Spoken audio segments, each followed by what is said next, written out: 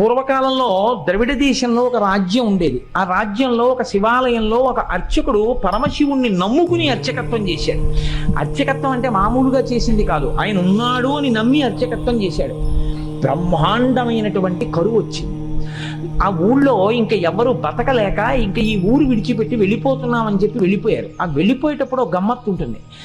చాలా తేలికైనవి అమ్ముకుంటే అన్నం దొరికేవి ఉంటాయో పట్టుకెడతారు, బరువు అయినవి వదిలిపెట్టేస్తారు. మళ్ళీ మంచి రోజులు వస్తే మనం వచ్చేటప్పటికి ఉంటాయి. ఇక మంచి రోజులు రాకపోతే ఈ ఊరికి మనకి బాంధవ్యం తీరిపోయిందని వెళ్ళిపోతారు. వాళ్ళు వెళ్ళేటప్పుడు ఆవుల్ని గేదెల్ని తీసుకెళ్లరు. ఎందుకు తీసుకెళ్లరో తెలుసా అండి? తమ కడుపు నిండడానికే మార్గం లేదు, ఇంకా వాటిని ఏం మేపుతారు. కాబట్టి కరువు వచ్చినప్పుడు ఆవుల్ని గేదెల్ని ఇంకా పోషించలేక ముందు నీరు పోయలేరు, కాబట్టి వాటిని వదిలిపెట్టేసి వెళ్ళిపోతారు. అలా వెళ్ళిపోయారు ఆ ఊళ్ళో వాళ్ళందరూ.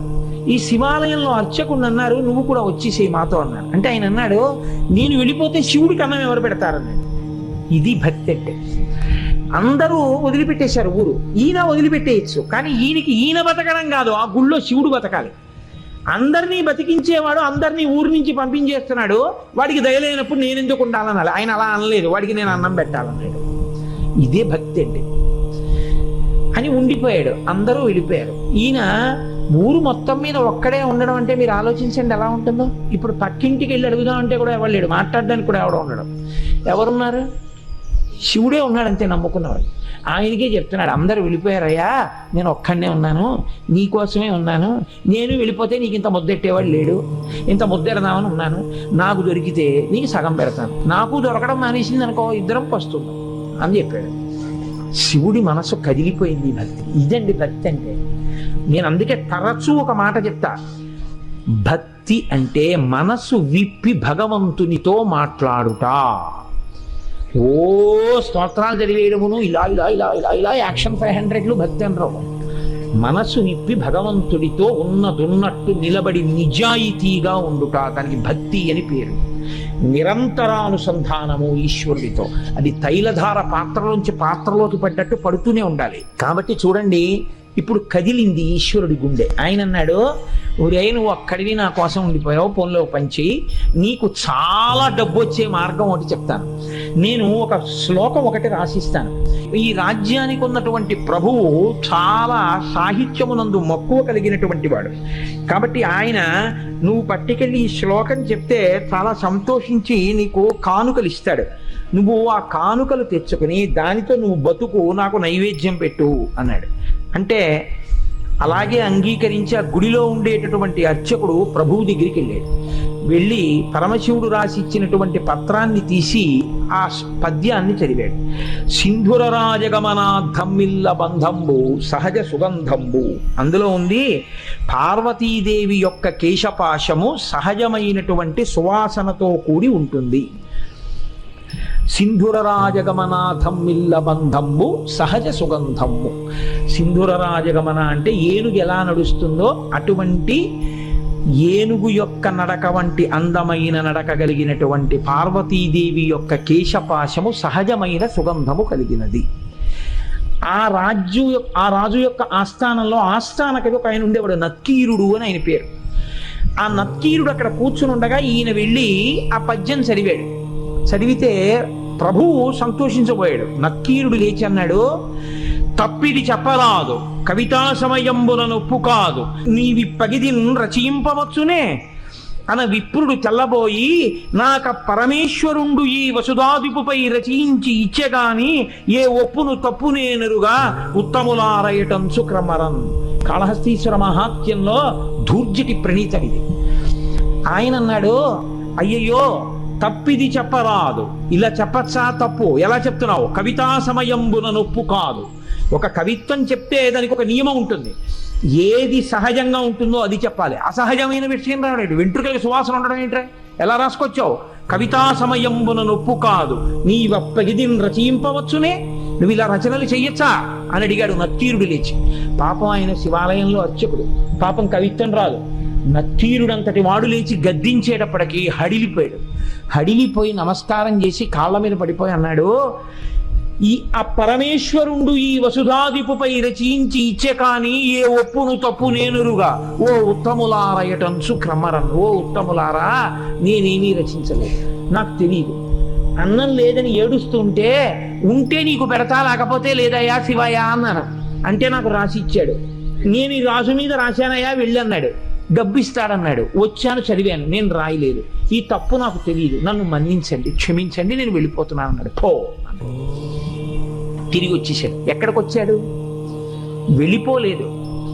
అందరూ వదిలిపెట్టేస్తే నమ్ముకుని గుళ్ళో ఉన్నాను, నాకు దొరికితే నీకు పెడతానన్నాను. ఫోన్లే, మర్యాద చేయకపోతే పీడాపోయేది, అవమానం చేయించాడు, ఇలాంటి పద్యం రాసిచ్చి అని. ఇక గుడికి వెళ్ళడం మానలేదు, మళ్ళీ ఊరు వెళ్ళాడు. వెళ్ళి చాలా మనసులో కోపం. అమ్మ దెబ్బలాడుతూ సున్నిపిండితోటి నలుగు పెట్టేటప్పుడు ఉండేటటువంటి ప్రక్రియ మీరు ఎప్పుడైనా చూస్తే చాలా గమ్మత్తుగా ఉంటుంది. పిల్లాడు బిక్క మొహం వేసి ఎక్కడ గిల్లేస్తుందో భయం. వాడు ఇలా చేతులు ఇచ్చి ఇలా ఉంటాడు, అమ్మ వంక చూస్తూ. ఆవిడ మొన్న ఫస్ట్ యూనిట్ టెస్ట్లో 7 మార్కులు, రెండో యూనిట్ టెస్ట్లో 8 మార్కులు. అందులో గట్టిగా ఒత్తచ్చు కదా, ఒత్తేస్తూ చెయ్యి పట్టుకుని పైన కింద ఒత్తేస్తూ నిలబడవు అని, మీ నాన్నకి పట్టదు, ఎప్పుడు ఉపన్యాసాలు అని ఇలా అంటుంటే తొడల దగ్గరికి వచ్చేటప్పటికి ఏ పిక్క తిప్పేస్తుందో అని వాడు అలాగే బిక్క చచ్చిపోయి ఉంటాడు. అలా ఈయన చేతిలో పాత్ర పట్టుకుని నమస్సోమాయిచ రుద్రాయిచ నమస్తామ్రాయిచ అరుణాయిచ నమశంగాయిచ పశుపతయేచ, గొప్ప పద్యం రాశావు అని పోస్తుంటే శివుడు బిక్క చచ్చిపోయి అలా ఉండి అభిషేకం చేయించుకుని, నువ్వు పెట్టకపోయినా నేను పెట్టాలిగా, ఇంత తిను. ఓం ప్రాణాయి స్వాహ, ఓం అపానాయి స్వాహ, ఓం యానాయి స్వాహ అంటుంటే ఆయన లేచి అన్నాడు, ఎందుకయ్యా అంత కోపం, ఏమైంది అక్కడ అన్నాడు. ఏమి తెలియని వాళ్ళే అడక్కు, సర్వజ్ఞుడివి, నీకు తెలియంది ఏం లేదు, ఎంత గొప్ప పద్యం రాశావు. మీ ఆవిడ వెంట్రుకలకి సహజ సువాసన. నత్తీరుడు నిలదీశాడు. ఏమిటి కవిత్వం అని అడిగాడు. కవితా సమయంబున నొప్పు కాదు, నువ్విప్పగిదిన్ రచయింపవచ్చునే అని అడిగాడు. సిగ్గుచేటై తిరిగి వచ్చాను అనేటప్పటికి శివుడు అన్నాడు, వాడేవాడు ఈశాన సర్వ విద్యానాం ఈశ్వర సర్వభూతానాం బ్రహ్మాధిపతిర్ బ్రహ్మ శివోమే అస్తు సదాశివోం. సమస్త విద్యలకు అధినాథుణ్ణి నేను ఇంతపాటి లేశమైన కవిత్వం ఇస్తే పలుకుతున్నాడు నత్తీరుడు. నేను రాసినటువంటి కవిత్వంలో తప్పు పట్టగలిగిన మొనగాడా నేనే పెడతానన్నాడు. ఒక బ్రాహ్మణుడి వేషం వేసుకున్నాడు, తలపాగా చుట్టుకున్నాడు, రాజుగారి సభలోకి వెళ్ళేటప్పటికి అందరూ అబ్బో చాలా వర్చస్సుతో ఉన్నాడు. లేచి నిలబడేటప్పటికి ఇంకా ఎవరిని ఏమీ అడగలేదు, చాలా కోపంతో ఉన్నాడు. ఈ రాజుని మీదనే కవిత సాహిత్య పురన్మాధురి చారు ప్రౌఢిమ చెప్పి పంప విని మాత్సర్యంబు పాటించి ఈ నక్కీరుండూరక తప్పు పట్టెనట. ఏది లక్షణమో అలంకారమో పదబంధమో రసమో చక్కని చెప్పుడా తప్పనన్ శివుడు నిలదీశాడు. ఎరా, నేను ఈ రాజన్యుని మీదనే కవిత సాహిత్య స్ఫురన్మాధురి చెప్పి పంప అద్భుతమైనటువంటి పద్యం ఒకటి నేను రాసి పంపించాను. ఈ నత్తీరుండు మాత్సర్యంబు పాటించి ఊరక తప్పు పట్టానట. అవతలవాడు పద్యం రాయడం ఏమిటి, నేను మెచ్చుకోవడం ఏమిటని కేవలం అసూయతో నత్తీరుడు తప్పట్టుకున్నాడు పద్యంలో. ఏది పద్యంలో తప్పు ఎక్కడుంది చెప్పమనండి. లక్షణమో, ఏం పద్యంలో లక్షణంలో తప్పుందా? అలంకారమో, అలంకారం తప్ప. పదబంధమో, పదములు బంధం వేయడం తప్పొచ్చిందా? రసమో, రసభంగం అయిందా? చక్కని చెప్పుడా తప్పనం, ఏది తప్పు చెప్పు అంటే రాజు తెల్లబోయి ఈ కూడా ఎప్పటిది ఎప్పుడు అయిపోయింది, ఇప్పుడు గమాలను ఈయనెవరో వచ్చాడు అని ఆయన వెళ్ళిపోయాడు కదా అర్చకుడు, ఈయనెవరో వచ్చాడు. ఓహో, కవిత్వం రాసిన వాడు ఈయనేమో. శివుడు అన్నాడే, మరి ఈయనేమిటి ఇలా ఉన్నాడు అనుకున్నాడు. ఈలోగా నత్తీరుడు గభాలను లేచాడు, తన పేరు కదా ఎత్తాడు. అందుకని నత్తీరుడు లేచాడు, అన్నాడు, అగజకునైనం తగు ఇలా మగువులకు తగదు మాను మాత్సర్యమింకం గగన ప్రసూనవాదము జగతిన్ ప్రత్యక్షమునకు సరియన తగునే. ఏమిటా నువ్వు మాట్లాడేది? కవిత్వం రాశావా? పద్యం రాసి పంపించావా? అగజకునైనం తగు, కొండకు పుట్టినటువంటి తల్లి కాబట్టి ఎత్తి పొడిచాడు. ఆవిడ పార్వతీదేవి కాబట్టి ఏమో ఆవిడ వెంట్రుకలకు సువాసన ఉందేమో. ఇలా మగువులకు తగదు, భూమి మీద ఏ ఆడదాని జుత్తు సువాసనతో ఉండదు. గగన ప్రసూనవాదము, ఆకాశంలో పువ్వు ఉందంటే ఎవడైనా నమ్ముతాడు? కనబడుతుందా ఎవరికైనా? ఎవడైనా అనుభవించింది ఉంటే చెప్పు, మేమెవరం చూడలేదు వాసన. నువ్వేదో రాసి పార్వతీదేవి కేశపాశం అంతా చాలా సహజ సుగంధంగా ఉంటుంది అంటే ఎలా ఒప్పుకుంటాం? ఇది ప్రత్యక్షమునకు సరియనతగునే, మా కంటితో చూసింది అని సత్యమని మేము అంగీకరిస్తామా? అంగీకరించాం. ఏమిటి తప్ప అని 10 మాటలు అడుగుతాయంటే అందుకని తప్పే అనేటప్పటికీ శంకరుడు అన్నాడు, పార్వతీదేవి కేశపాశమునకు సహజ సుగంధముందో లేదో చెప్పగలిగిన వాడెవరు? ఒక్క శంకరుడు. నేను చూస్తాను కాబట్టి ఆ కేశపాశం యొక్క వాసన, కాబట్టి నేనే రాసింది, నేను చూసిన వాడిని. నేను చూసి సహజ సుగంధం ఉందని చెప్పినా నువ్వు నమ్మవా? నేను శివుణ్ణి అని చెప్పడం కోసం ఒక్క నత్తీరుడికి కనపడేటట్టుగా నీలగ్రీవుండు నిటల నేత్రము చూపాను. నీలగ్రీవుడు నల్లని కంఠమున్నవాడు, హాలాహలాన్ని భక్షించినవాడు, అంత ఓర్పున్నవాడు, లోకములను రక్షించగలిగినవాడు. వీడికి నేను చెప్పింది నిజమే అని చెప్పాలని పరమశివుణ్ణి నేను అబద్ధం చెప్పవలసిన అవసరం లేదు. ఆమె నా భార్య. నేను నిరంతరం వాసన చూసిన కేశపాశం అది. నేను చెప్తున్నానని చెప్పడం కోసమని 3వ కన్ను చూపించాడు. చూపిస్తే అహంకారం అండి నక్కీరుడికి. తను నమ్మింది, తనకొచ్చిన 4 పద్యాలు గొప్పనుకున్నాడు. పరమశివుడంతటి వాడు 3వ కంటితో త్రయంబకుడై ఎదురుగుండా కనపడితే ఆయనే సుగంధిం పుష్టివర్ధనం ఉర్వారుకమివ బంధనాన్ మృత్యోర్ముక్షీయమామృతాత్ అంటాం. ఒక్కసారి మహాదేవుడి కాళ్ళ మీద పడితే ఏ స్థితిని పొంది ఉండేవాడో ఆయన అన్నాడు, తల చుట్టువార కన్నులు కలిగిన పద్యంబు తప్పు కాదనవశమే, వలదిచ్చట నీ మాయా విలసనములు పనికిరావు విడువమటన్న. 3వ కన్ను కాదు, నీ తల చుట్టూ కళ్ళు చూపించినా నువ్వు చెప్పిన పద్యం తప్పే. అహంకారం చూడండి ఎలా ఉంటుందో. అన్ని విద్యలకు ఆలవాలమైనటువంటి శంకరుడే వచ్చి చెప్తే ఎందుకు వచ్చిందిరా? మహానుభావుడు చెప్తున్నాడు, ఏమో నా తల్లి కేశపాశమునకు సుగంధం ఉండి ఉండవచ్చు. ఆ అనుభవము, నేను అలా అమ్మ కేశపాశ దర్శనం చేయగలిగిన భాగ్యాన్ని శంకరా నాకు కూడా కృప చెయ్యని పాదాల మీద పడాలి. తన విద్యతో వాదన చేస్తున్నాను అనుకున్నాడు. నీ తల చుట్టూ కళ్ళు చూపించిన నీ పద్యం తప్పే అన్నాడు.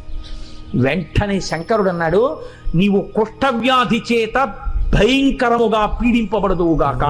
ఉత్తర క్షణంలో ఒళ్ళంతా వివరణమై కుష్ఠవ్యాధి బయలుదేరి ఇప్పుడు పరమశివుడి కాళ్ళ మీద పడ్డాడు. అయ్యయ్యో తండ్రి, వచ్చిన 4 ముక్కలకి కన్ను మిన్ను కానక అహంకారంతో ప్రవర్తించాను.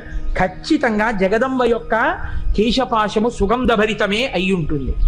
నన్ను అనుగ్రహించి నాకు క్షమాభిక్ష పెట్టు అని ఆయన కాళ్ళ మీద పడ్డాడు.